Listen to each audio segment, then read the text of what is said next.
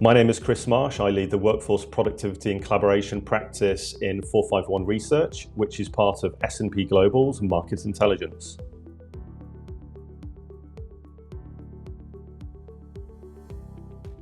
So professional services firms know that there hasn't been as challenging a time as now when it comes to balancing overall business growth, their profitability, and having a loyal client base.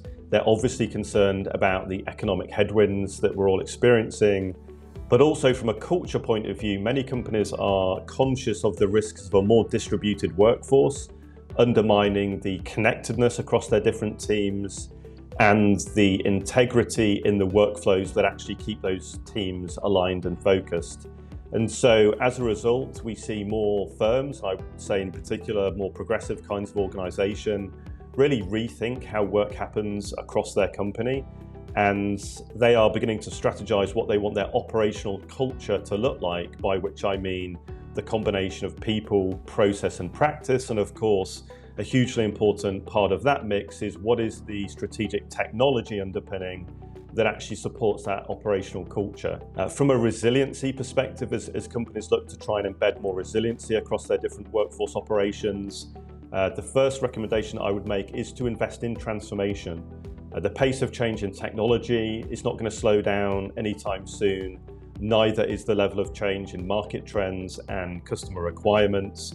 And so really technology investment should be focused on longer term business outcomes like optimizing around customer value and around the employee experience. Short-term cost cutting, I think, is unlikely to lead either to those efficiency savings where you deem them necessary, or will it allow you to unlock some of those more strategic kinds of impact that you want to be focusing on. The second recommendation I would make is to really do some considered thinking around how to close the gap between having a strategy and goal setting with your teams executing against those things. This is a big area of inefficiency that companies have sustained for a long time. And I think the past sort of 3 years of disruption have really given a lot of companies a wake-up call that actually this is an area they need to put more focus on. And so from a technology and workforce practices point of view, that's going to mean closing the gap by investing in capabilities that can more easily provide clarity and visibility around responsibilities. We know that employees also want the ability to more easily and continuously align with each other and around their key projects. They also want ways to do more agile planning, more agile and granular resource optimization, resource management. And finally, employees want to know that they have the right data and the workflows to ensure stronger decision making, stronger project and financial management around their key initiatives.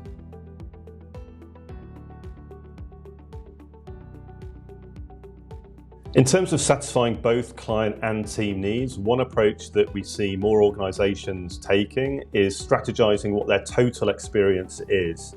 So this is the idea that your employee experience, or your EX, and your customer experience, your CX, shouldn't be siloed from one another. And in fact, to drive customer value, and in particular quick customer time to value, requires closer coordination between your different teams. So between sales teams, customer success, finance, and your delivery teams. In essence, long-term success on the CX isn't possible without the engagement of your employees across those different value streams.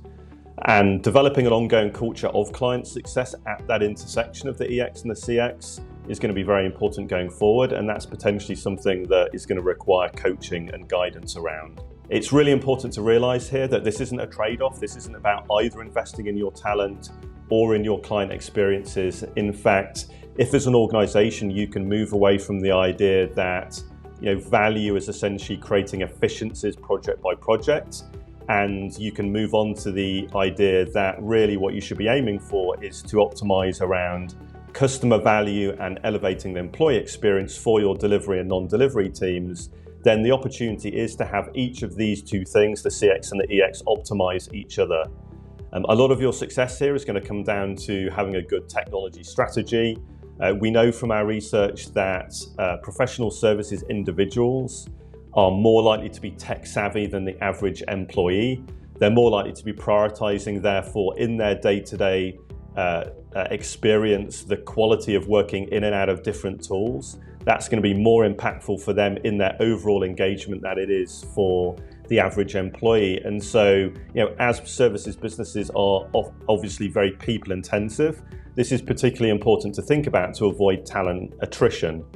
I would say more specifically, companies should really be thinking about, what are the workflows, the collaboration and the reporting capabilities that can really ground stronger discussions between your delivery and non-delivery roles.